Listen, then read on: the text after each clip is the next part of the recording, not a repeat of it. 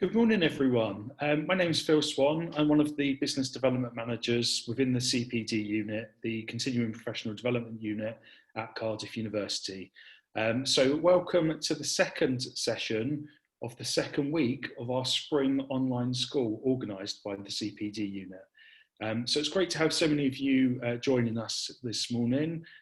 While we wait just for the last few people to join us, I'm just going to run through some housekeeping with you while we wait. So if you have any technical problems during the session, any sound issues, anything of that nature, please feel free just to message either myself or my colleague Jessica Gasson during the session using the chat feature. If your Wi-Fi drops out, I think we're conscious everyone's probably working from home, similar to us at the moment. So if your Wi-Fi drops out, please just reuse the link to log back into the session. We'll have someone here to readmit you, so you won't be interrupting the flow of the session in any way. We're going to have some questions and answers throughout the session, so please use the Q&A tab, which is in the Zoom at the bottom there, to pitch your questions throughout the session. We're going to look to post those questions to David during the session rather than waiting at the end. And then finally, we are going to be recording this session and uploading the video onto our YouTube channel, where we also have a back catalogue of other sessions. So I think that's it from me. I think everyone's now arrived, and I'll hand you over to our fantastic speaker, David Jones. Thanks very much, David. That's brilliant. Thank you, Phil. I'm looking forward to getting those questions and having you interrupt me. So please feel free, everybody, to fire those across. Right, I'm going to give my share screen now, and hopefully everybody can see that. Is that cool? Yeah, that's working. Brilliant, thank you. Right, I've got a lot to go through today, so I'm going to be talking really quite quickly. The issue that obviously we're here to talk about today is organisation governance around cyber security, and so that really brings together obviously governance plus cyber security. And to make that meaningful, I'm going to try and do is to talk about governance separately from cybersecurity and bring the two of those things together. But to talk properly about cybersecurity, I've also got to talk about digital technology. So there'll be a lot of time talking about the digital world, which hopefully will be quite useful for those people who are coming to this without a deep understanding of digital. So I'm going to jump straight in and give you a tiny bit of idea of my background. After going to university, in Cardiff University actually, I did 10 years at Aspo Travel as a chief technology officer. I did about 10 years as the founder of a startup company in Cardiff called Travelink, and then a further about 10 years in the private sector as a non-executive and an investor. Today, I'm largely in government and regulation, as it turns out. So I'm on the board of Ofcom, Ofwat, and also qualifications Wales, and previously, as you can see there, I've worked in the NHS and a few other bodies as well, all as a non-executive.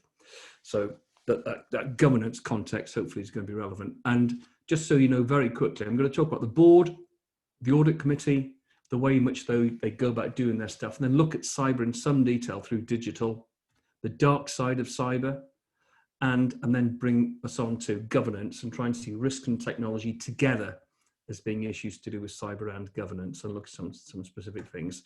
So let me talk briefly about governance. What we know about the way organizations run themselves is that we have day-to-day management, and that applies in the public sector and the private sector, of course. So you've got chief executives and people at the very top of organizations, and they do the day-to-day running of the organization. But the board sometimes does different things to that.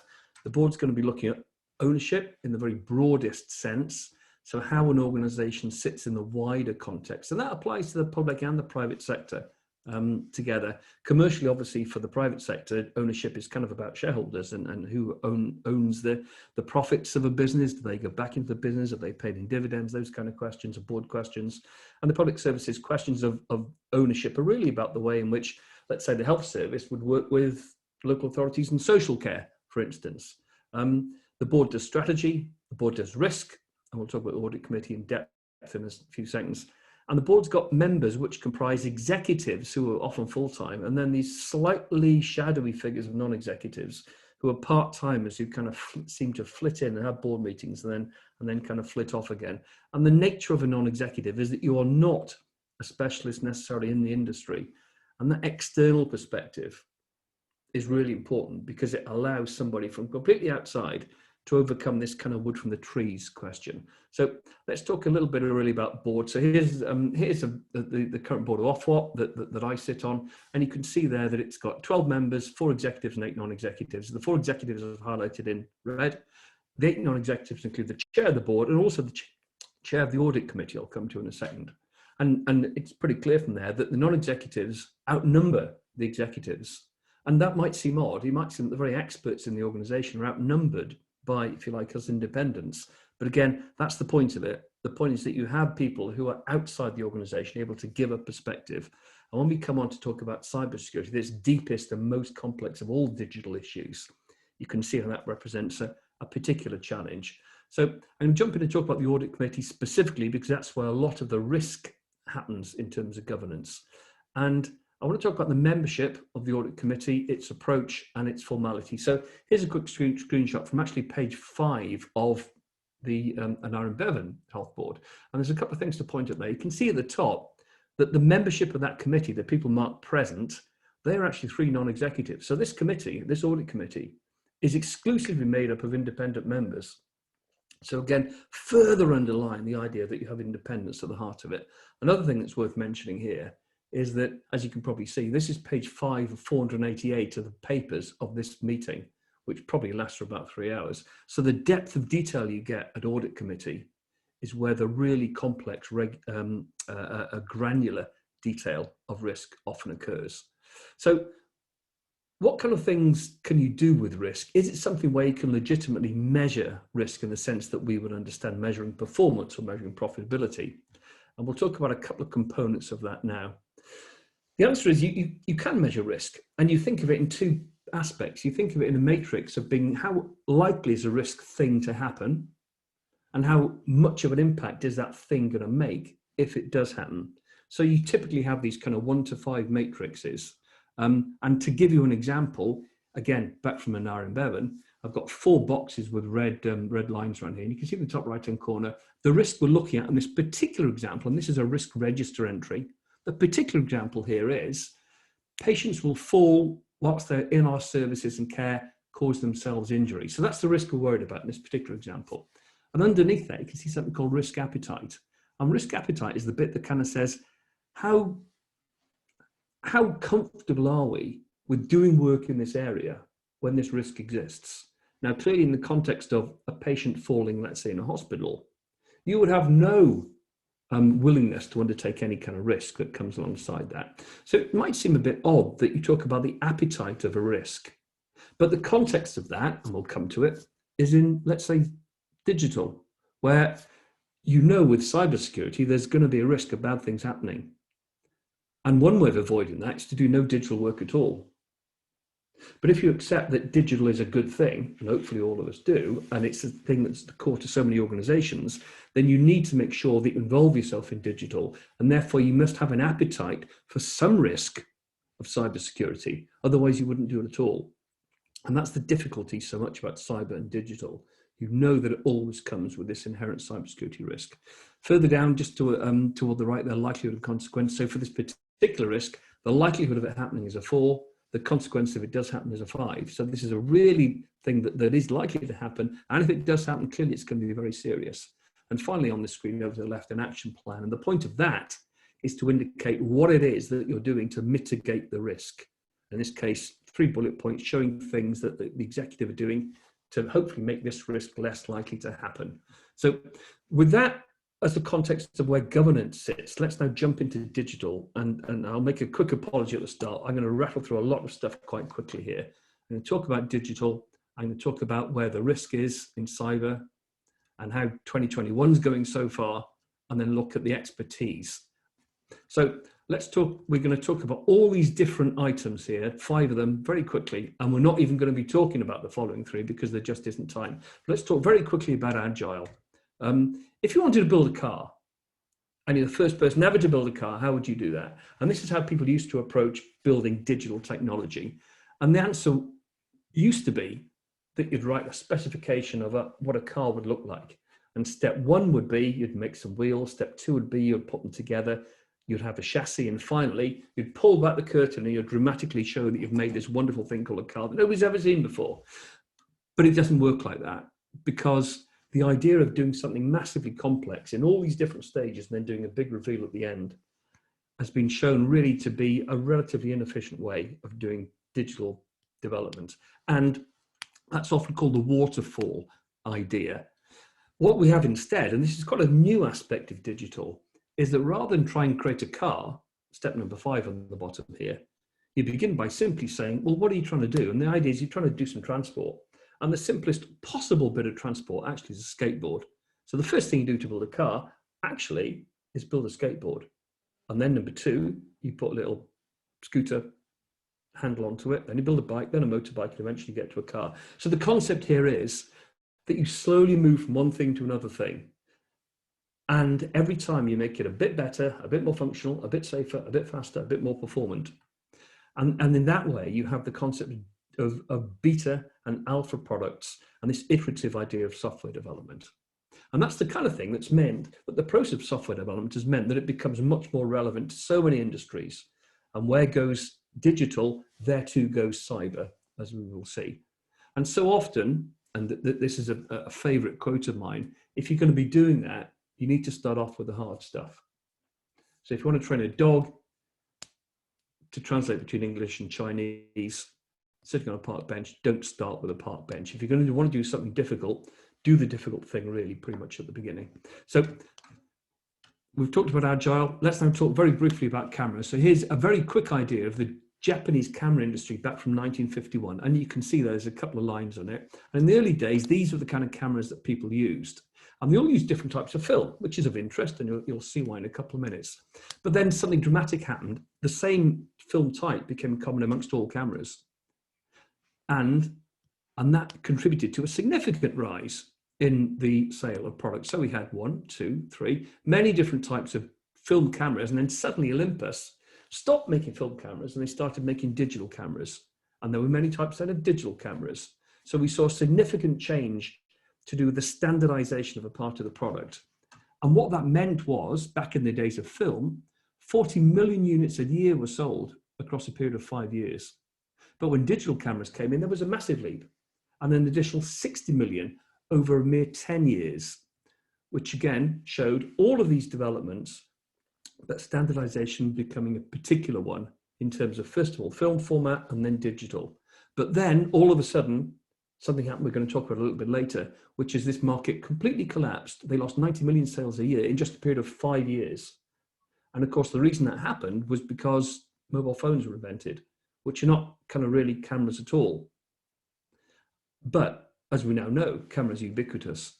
Cameras get stuck to the front of police and they have a massive reduction in complaints, for instance. Cameras become the thing that people buy phones for in many cases. Cameras get used in parts of sub-Saharan Africa. And the concept here of a device, a smartphone, which is personal, you can take it anywhere, you can have all these parts to it, give a much greater scale of opportunity than you get simply with a utility device that was a single camera on its own. So that's another key lesson of how digital has impacted things. Very briefly, let's keep talking about standards. So here are shipping containers. They've got a fixed technical specification. They go on boats, they go on trucks, they go on railroads, and of course, at seaports, they make a massive difference. And as you can see at the top here, the difference between the introduction of shipping containers meant the average individual could move from 1.7 to 30 tons of cargo per hour, simply because of the introduction of this standardization, and standardization as well in terms of air transport, of course. And you can see there the difference that this standardization made. Let's talk briefly now about AI. So here's what kind of looks a little bit like software. It's talking about a process. And when you take that software and you plug data into it, as you do here, then you can see how you can get what we call algorithms and the way that software gets developed. And that really is the way in which you take some basic rules, you plug data into it, and then you get an answer at the end of it. So an example would be Excel. It's simple programming in a way. You create rules in Excel on your own, you plug your own data into it, and it gives you some kind of answers. That's great, but how do you tackle a problem like whether a photograph is a photograph of a cat? That's a different kind of problem to the kind of problem that Excel would give you. And sometimes cats look a lot like other animals. So if your challenge is to say, what rules would constitute defining what a cat looks like, that becomes quite hard, because you can have hundreds and hundreds of pictures of cats. But how do you go about defining them? You can make some rules, like the ones that I put on the screen here, but that's not really enough. So this is one of those problems where conventional computing, or computing till relatively recently, had not been able to tackle certain quite difficult problems. So taking this concept here of rules plus data gives you answers, that doesn't really work for those kind of problems themselves. This picture I showed a couple of seconds ago, the one I've highlighted in red there isn't actually a cat at all. It's an actress dressed up as a cat. So what you would do instead is you would take photographs of things which are cats, take photographs of things which are not cats, such as these, and you would tell the computer, these are the cats, these are the things that are not cats. So going back to that definition of classical programming, what you'd actually do is you'd provide the data and the answers to begin with. You'd tell the computer which are the cats and which are not. You'd give it all of the answers, if you like, to those questions. And the output of that would be a rule. So in a sense, machine learning, or AI as it's called, is almost a reverse of the classical way in which we think about the kind of problem that computing can address. And that's through this kind of development, you get dermatology, for instance, software that can identify cancer on skin in a way that conventional radiology really never could at scale and at levels of safety. Let me move on. I want to talk very briefly about internet usage. This is from the 2019 Ofcom report for Online Nation. It's been superseded since, but you can see here how we've got ages of demographics across the UK and the amount of times people spend online. Not surprising, 18 to 24, and again, this is 2-3 years old now, but over 3 hours online.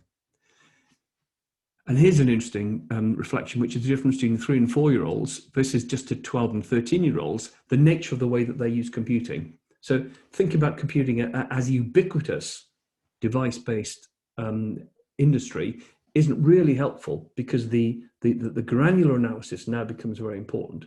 And if you're a marketing business, or if you're thinking about providing entertainment software, this kind of in-depth understanding is obviously going to be very important. 8 to 10 is typically the year that people have now a profile on social media. And this is quite interesting, the reflection of the way in which you can see 2017 to 2018 now, that big blue blocks are blocked out for reasons you'll see in a couple of seconds. So we can see here how, what's the bottom one? Wearable technology, the Apple phone, for instance, that doubled in just 2 years. Whereas the number of actual computers that people use sitting on desks has dropped a fair bit. Smartphones increased, tablets actually decreased a little bit as well. Smart TVs went up. So you can see trajectory and you can see planning. And if you work in marketing, this is all very interesting because you can show directions of travel and trajectory, which is great, except of course for the fact that in the few years before then, it was haywire. So the nature of planning in computing and digital is really very difficult to do. And why is that important for cybersecurity? Because that means the nature of the threat is difficult and planning is very difficult to do. Lastly here, the most missed device. So I'm just going to highlight the 16 to 24 and the 55 to 64-year-old ages. And you can see here that the device that those individuals say that they would miss most would be mobile phone for the 16 to 24 and actually television set for the slightly older generation. And indeed 4% of 55 to 64-year-olds would say that they'd miss a radio. And there is an example of how that trajectory extends into individuals who are 75 years and older. So pace means exponential growth in so much of digital, and that affects the pace at which cybersecurity becomes a threat. And that's a massive issue for boards that sometimes don't feel comfortable about things which change on a very, very frequent basis. Looking very briefly at advertising. So here is, you can see the launch of Google and Facebook, really in the very early days of year 2000 and onwards, making very small inroads into where advertising sat, and now essentially owning half of the advertising industry globally. And now comparisons to other types of technology, you can see here that GAFA, meaning Google, Amazon, Facebook, and Apple, they're 10 times as big as the technology companies that led before. Other examples of exponential change in biotechnology, in storage, for instance. So all of these charts here, these are not linear charts. You can see here, these are exponential charts that show this phenomenal growth. And looking further at comparing everything back from the very early days at the start of life, all the way through to where the PC and smartphones sit now, you can see this exponential change, make it incredibly difficult to plan. A quick reflection on the pace at which technology becomes ubiquitous in lives here. The width of all of this complex chart, but the width of the bar horizontally here shows the time it takes to accumulate 1 billion users of a product. So you can see at the very top, Microsoft Windows took, what's that, almost 30 years to get a bit, in fact, the numbers there, 25.8 years to get 1 billion users. And how long did WhatsApp take? Well, it took just 6.8 years to reach 1 billion users. Now, typically, when we think through the internet about the way in which citizens work, we think about the citizen as the center, and then elements a lot around the outside as being the transactions that they interface with. And this is a slide that I produced on some work for local authorities before now. But actually, that isn't the case. It's much more messy than that. The way we actually use the internet is that we scroll over YouTube and Google and Facebook in the way in which we do our browsing. So it's much, much harder to predict. And again, one final screen just showing the pace at which these internet-specific companies, Facebook, Twitter, Instagram and Snapchat, have very rapidly moved only over the last 15 years or so. So in terms of prediction, in terms of boards being able to think about strategy, the problem with technology is that it builds on what it had before. So if you have a standard in place, such as Wi-Fi or file sharing, then companies come along that use that standard and develop more and more on top of it. So thinking again about the broader way in which industries respond, this is an interesting slide that I've stolen from Andreessen Horowitz, which talks about McDonald's and Walmart on the left here. So those are companies essentially involved in food and in retail. But one of the things that triggered them to grow so quickly was the trucking interstate highway developments that happened in the United States. So those bits of infrastructure, if you like, enabled these industries to work in the same way that you can think of Airbnb and Uber as being companies that look like they're in the travel or the transportation or the hospitality industry, but actually what they are is industries that are built because of the internet and the smartphone. So with all of that necessity of these new industries working off the internet, that's where you get the risk of cybersecurity concern that need to be taken seriously through organizations. And if we look at the size of companies that have got an impact here, this is the peak employment of GM, which at one time was the biggest company in the world, employing just shy of 1 million people, and Facebook employing nowhere near that many. This is a chart of those same companies, but looking at the revenue and the market capital. So the value of these businesses, based on the number of employees they have, is out of all proportion from what we thought of as being successful companies just a few decades ago. And it continues, this hyper efficiency continues. So the number of users of WhatsApp per engineer is 12 million users. So that's an astonishing range of the power and the impact that these companies can have with very, very few employees. And that's a function of the internet and the smartphone and all the other standards that apply. So let's jump now into cybersecurity. And I want to talk about the digital context we've covered. I want to talk about how bad things really are and how 2021 is going so far. So this really is a case of the good, the bad, and the ugly, really. There are 3 typical groups of cyber actors. Those who are criminals, those who are essentially chancers, who are kind of almost a bit like criminals, but without the investment and the patience, perhaps, and also nation states. So 2021 so far, I don't know how many people noticed this back in February, but it is what it says. A hacker tried to poison the water supply in Florida. So I'll just briefly read the first part of this. In early February, attackers took control. Oldsmar is a city in Florida, of the treatment plant, increasing the amount of sodium hydroxide by 11 times. If the operator had noticed inconsistency, he would have had a major safety event. So I'm just going to stop screen share for a second here. In fact, am I on screen for everybody at the moment? Is that okay?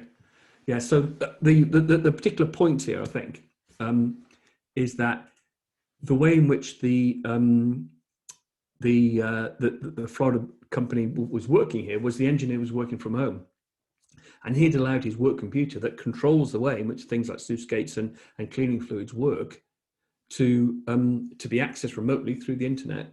But because the security was insufficient, a bad actor, we don't know who yet, had been able to take control of their remote computer and potentially put sodium hydroxide actually into the water supply. Now, fortunately, it was spotted in time, but it may not have been. So that just gives you an idea of a very, very real world example of some of the problems that we have had just in this year so far. So jumping back into this, let's look at another example that we've had. Oh, sorry, yeah, one final thing just to add, that this was not the first time some water treatment plants had also been attacked in the US as well. So I'll jump onto that. So I want to talk briefly now about SolarWinds, which was an attack that certainly hit the headlines earlier this year. And that was an attack, as it says here, that was discovered by FireEye. And the details surrounding that are certainly worth talking about for some time here. So I'm going to stop share screen a second. Hopefully you can all see me on screen now. Probably nobody's heard of SolarWinds, but it's a company that supplies network control software to very large organizations. They had about 18,000 clients. And the idea, of course, behind software that runs in computer networks in the same way that we have software that runs on our mobile phones is that you get frequent updates. And we're always told from a cybersecurity perspective how important it is to apply those updates frequently. So in this particular case, the bad guys had not tried to attack 18,000 organizations in the US. What they did was attack just one, knowing that that organization's software was trusted. And if it contained any malware, that would be injected automatically through the software update process into all of those organizations' clients. Now, unfortunately, the clients of SolarWinds included, I've got a little list, the US Department of Treasury, Department of State, Department of Commerce, Department of Energy, the National Institute for Health, the Department for Maintaining Nuclear Weapon Control and Transportation in the United States. All of those organizations were hit by this piece of malware that came from SolarWinds. And a guy called Brad Smith, who's the president of Microsoft in the US, he said that this attack earlier on this year was the largest and most sophisticated cyber attack that's ever happened. And he was interviewed recently where he was asked about the nature of how sophisticated this was. And his comment was that he thought that over 1,000 software engineers were involved in producing the 4,000 lines of malware that were introduced into SolarWinds that effectively gave this injection of malware over to the clients. So the nature of that was that this software was given trusted status. It had to be because it was looking after the networks.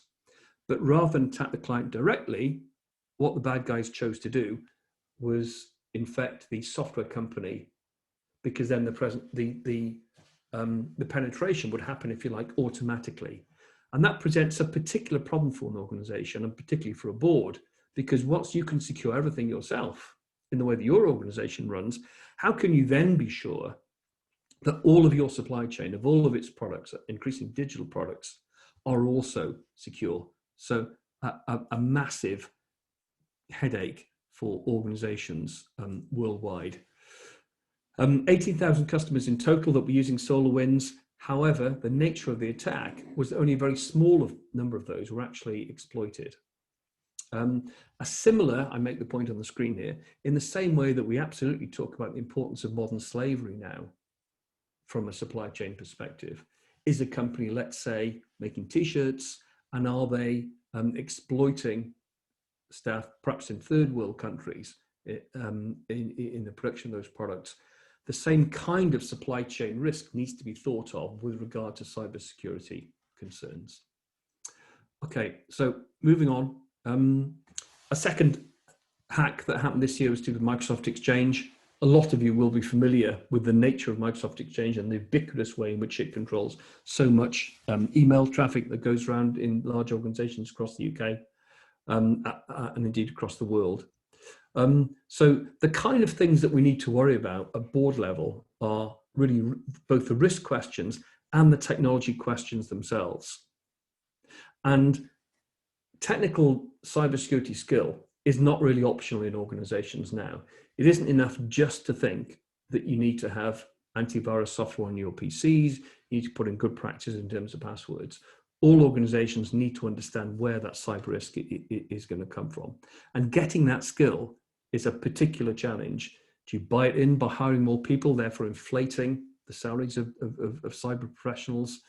Do you have internal people, or do you share a source somehow? And it's easy to, it's important, I should say, to understand that the technical cyber skills you need to sit alongside other technical skills, such as SEO and social media. Here's an example from a couple of years ago.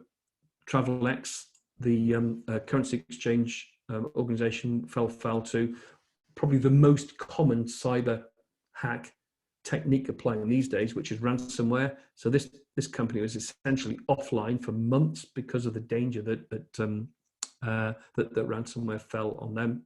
And some of you will probably remember, what was the date of this? This is back in 2017, when the WannaCry attack hit the NHS in Wales, and obviously caused significant concern at that point in time.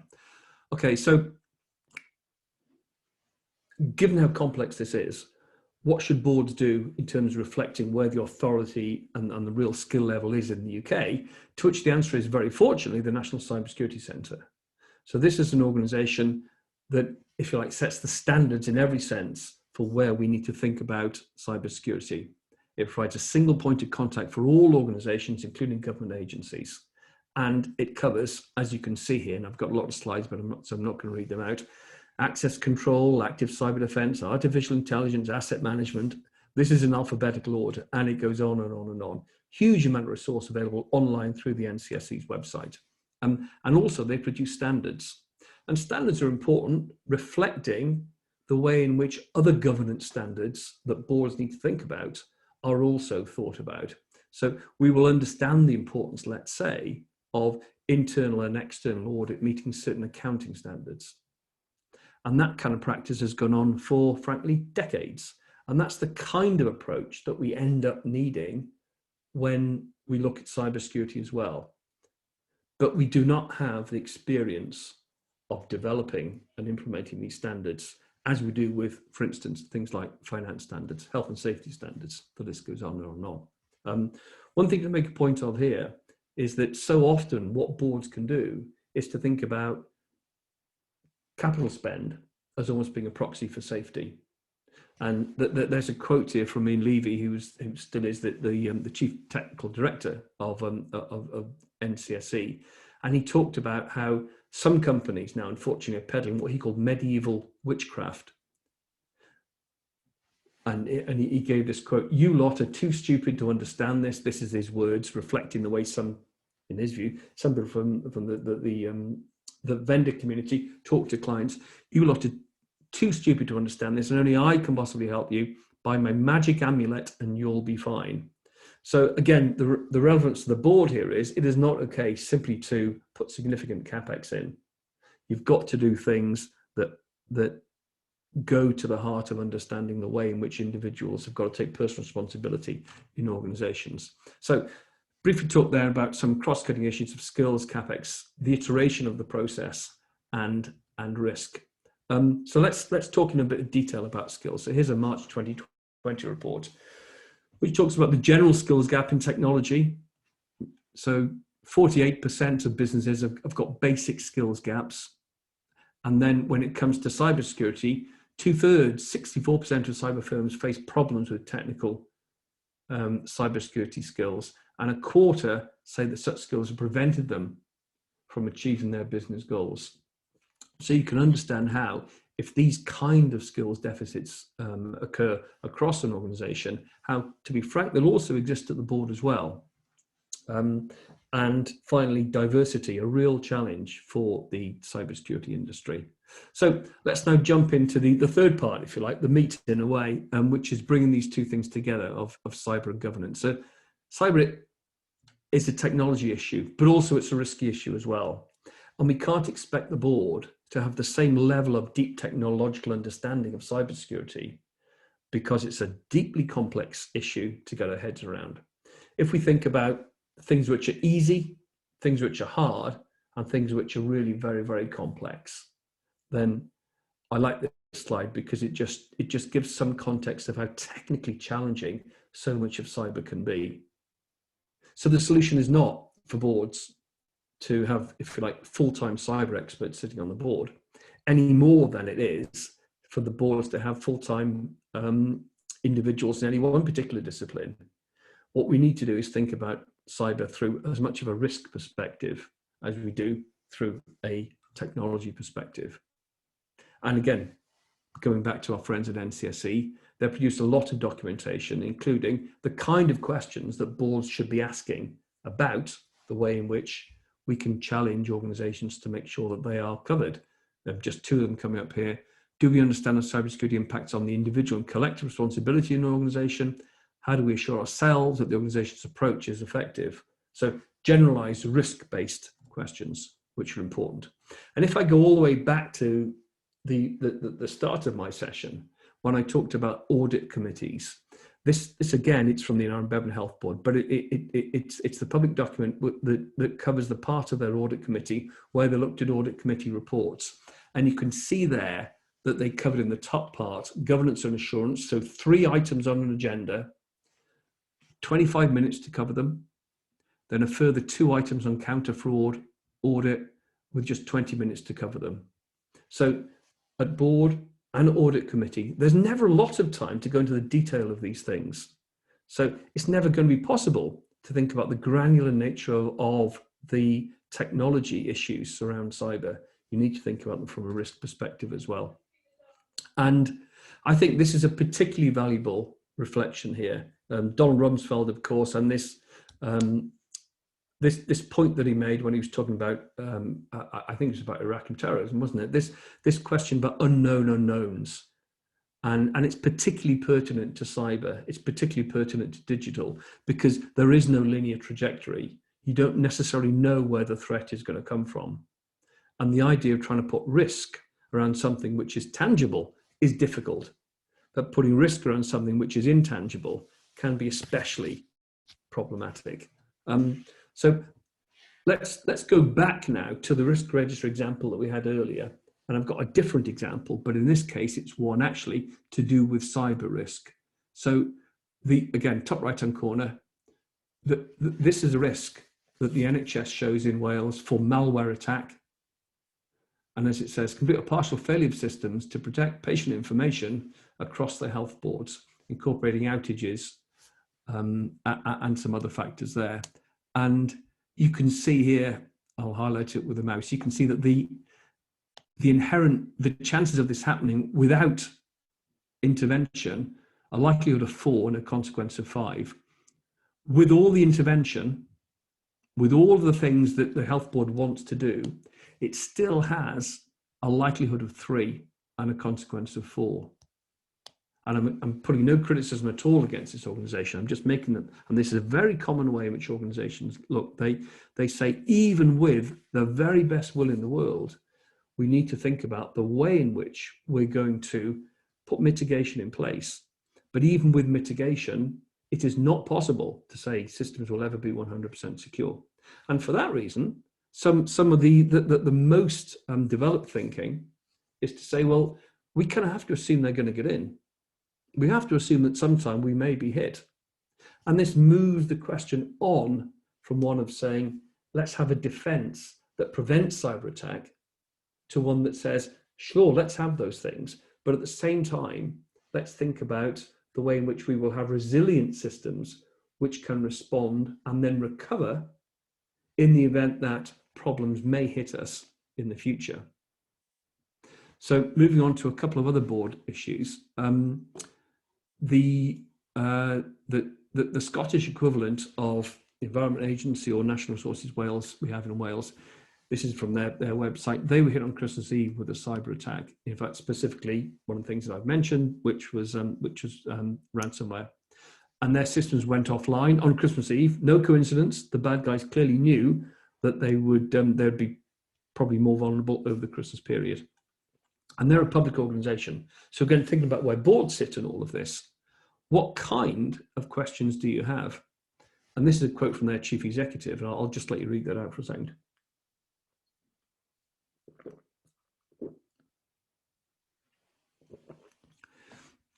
So, of course, the nature of ransomware is that somebody literally holds your system to ransom. They say, we're going to encrypt all your files. We're not going to have you have access to them, but you can have it back if you pay the money.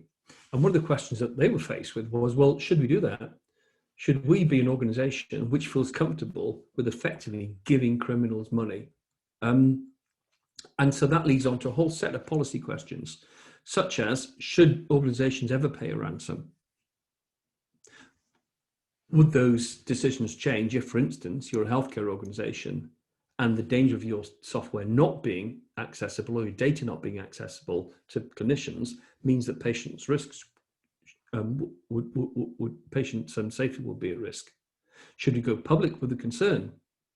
Obviously, we know that those US agencies and departments that suffered from the SolarWinds hack, they have gone public. But how does that look from a reputation perspective? Again, important board questions. Here's a question of responsibility.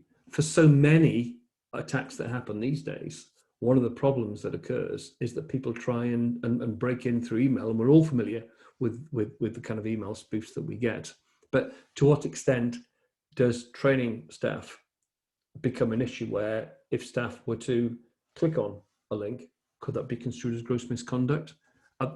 Is that an unfair thing? At what stage do these move from being an accident to being something where actually it's going to be very, very serious?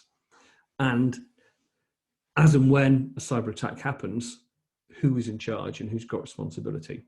Questions that we never needed to ask maybe 10 years ago, but we have to ask those questions now. And just going back to that SEPA example, for instance, what we know publicly is the cyber criminals asked for the ransom to be paid. SEPA said, no, we're not going to pay it. And the response from the criminals was that they started publishing some of these files online. So I'm going to stop there. I think we've got just over 10 minutes left for some questions. Shall I just stop my screen share for a moment? Okay. How's that, Phil? How are we looking on questions? We actually haven't had any come through yet, so I don't know if anyone wants to. No, that's right. I don't know if anyone wants to post any questions now, and we'll sort of. There we are. One literally just come through. Hi, David. Really interesting presentation. So thank you very much, and to the organisers too. For those smaller organisations who are dialed in today, the Cyber Resilience Centre for Wales are there to provide support, advice, RE cybercrime, and a fantastic resource. Okay, so it's more of a information sharing. And I think, Beth, and I'm right in saying that the Cyber Resilience Centre is linked to law enforcement on the police in Wales. And it's quite easy to lose, actually, in all of this, that we're dealing with criminal elements here. And it's a real challenge that says, organisations of all sizes can say, well, if we get an attack, is that something that we should consider from a criminal perspective? Should we even bother registering those with law enforcement? And the answer absolutely is yes, because these are criminal acts, and it's important that in many cases people get caught, as we saw earlier in the Florida example as well. Excellent, thank you. So any other questions anyone would like to put to David? We'll just wait here for a few moments. Sure. I'll put more slides in if I don't know. Yeah. Oh, there we are. We've got a few come through now, a flurry of them. Yeah, I can see that first one there. So given Bagger is normally several steps ahead, doesn't make sense to run several systems. Yeah, I think it's a really good question. In terms of ERP, and reflecting on the SolarWinds position there, I've read a lot about SolarWinds, and the closest I can think of it, given how deep the SolarWinds got into organisations, it's a bit like asbestos. Sometimes the only answer really is to tear systems down completely. In terms of the point that I think that this individual is making in terms of systems which are interlinked, the danger with that is that if you've got two systems which are separated, it might feel like you're not putting your eggs in one basket, which might feel great. The problem would be with interlinked systems that you've almost now got two target areas, both of which could be potentially areas of attack. And also the very nature of the link between two systems itself could provide a bit of a concern. I'm just going to read out the question for context. I don't think everyone's got that particular. No problem at all. It was, given the bad guys are normally several steps ahead, does it make sense for organisations to run several systems that are not interlinked rather than a comprehensive ERP? Yeah. So on to the next question. I'll read out for you now.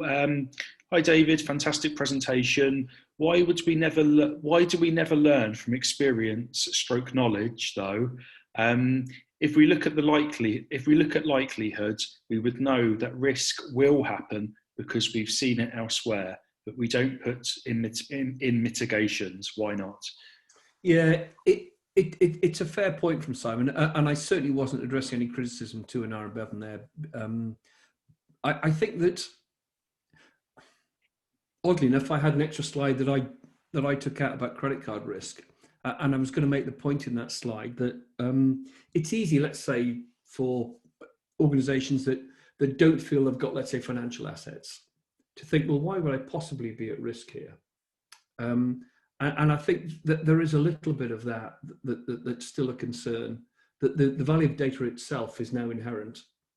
And if an organisation doesn't feel that it's got an asset which could be a target, then it might feel that it's safer than it often is. And back to that point about Rumsfeld's for a second.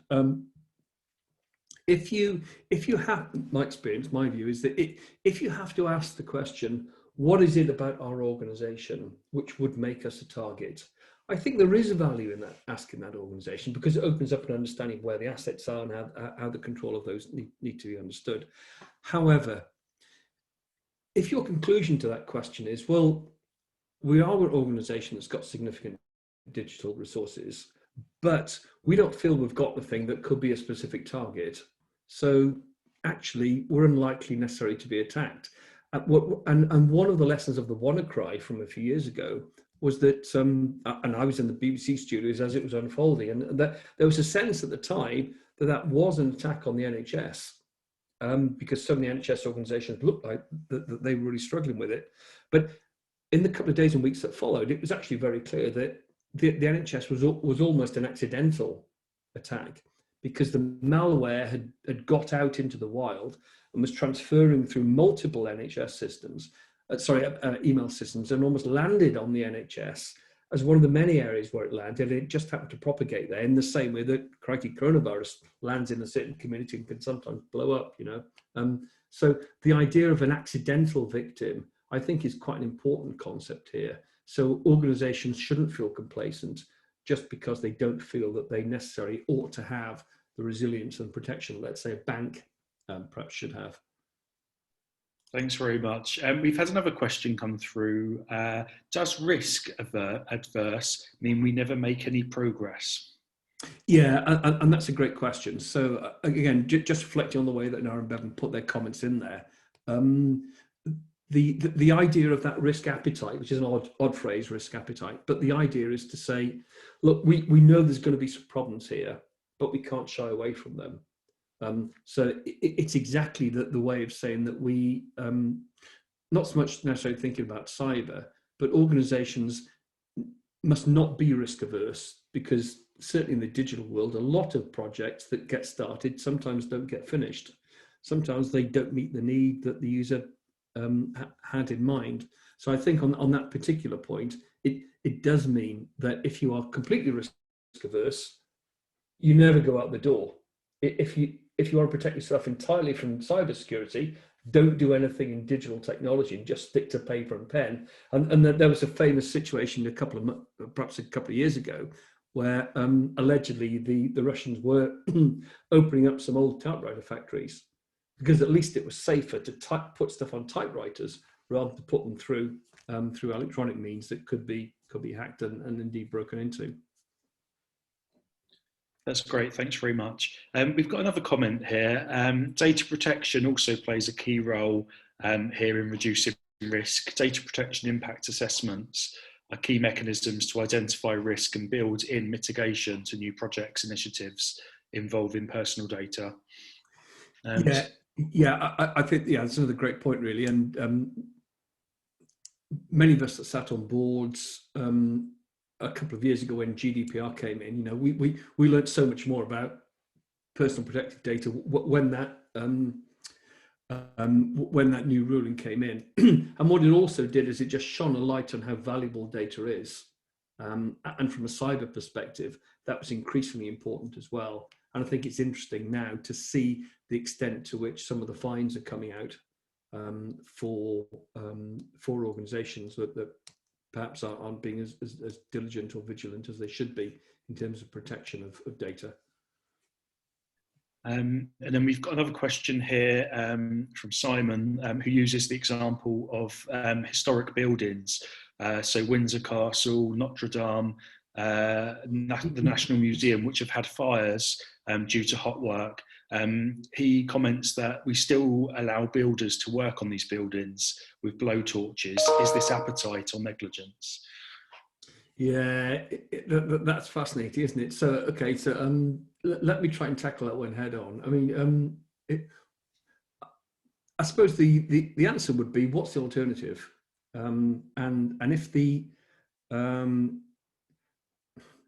one of the points that the National Cybersecurity Centre make, and you would assume that their levels of appetite for rigor on cyber would be through the roof. You'd assume that they want belt braces, another belt, another pair of braces everywhere, but they don't. The point they make is that you need enough security to be appropriate for the purpose that you've got in mind.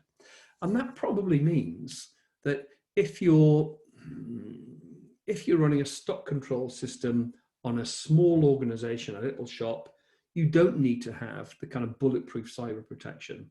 And in the same way, if you don't choose to use open flame in terms of certain construction projects, instead, you want to do something which is 10 times more expensive,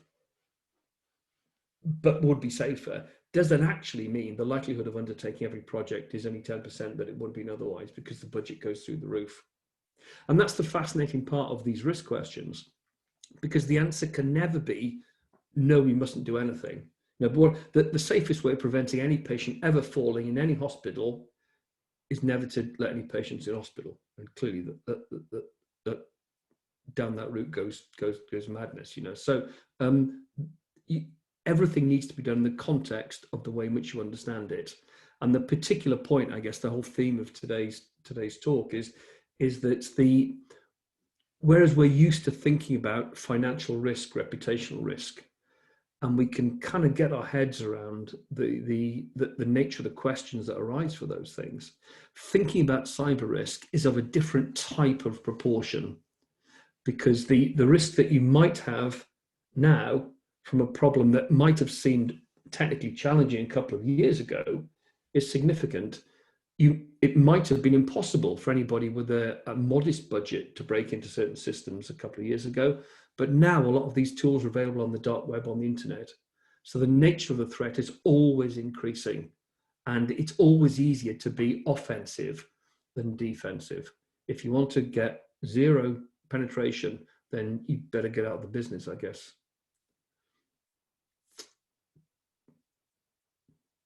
Oh, I think might be on mute, Phil.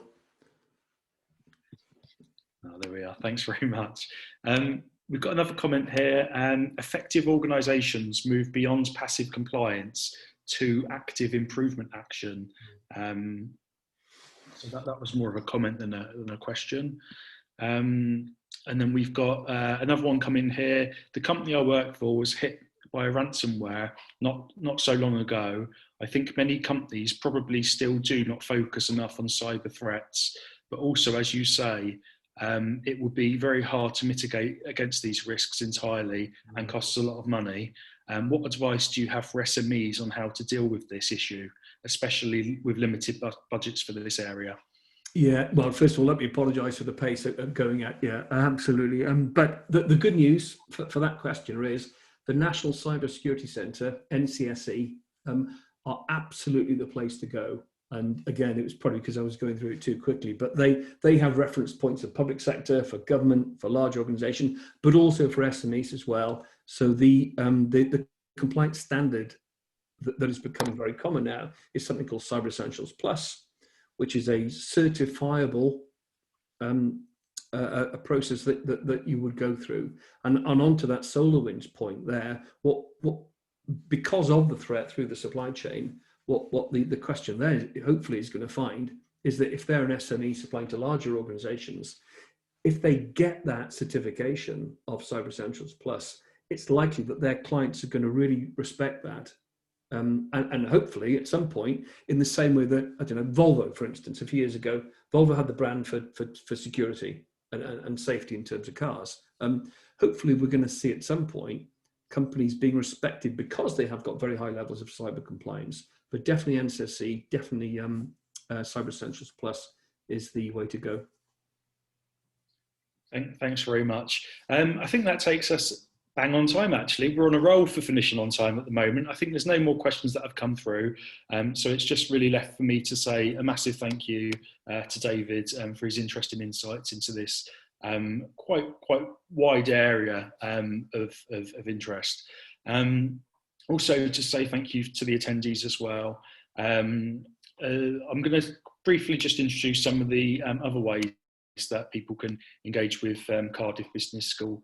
So we have quite an active executive education team in the business school that run a range of different programs covering quite a wide range of topics. They also run frequent free to attend business breakfasts briefings as well, which I'd encourage you to take a look at, and we'll certainly try and include some links in the follow-up email that goes out. we've spoken to the executive education team as well, and they're going to offer out a discount for anyone who wants to book onto their LBA program or Lean Six Sigma program as well. So we'll send some details of that out in the follow-up email. Finally, we're going to be sending out a feedback questionnaire in about a week's time at the end of the spring online school. We'd very much appreciate any feedback that you have around our sessions. We do carefully read them and try to use that feedback effectively for future similar sessions that we run. So thanks very much once again, David. Thanks to all the attendees, and thanks for all your great questions and answering those, David. Thanks very much, all. Bye now. Thank you, Phil. Cheers. Thanks, everybody. Bye now.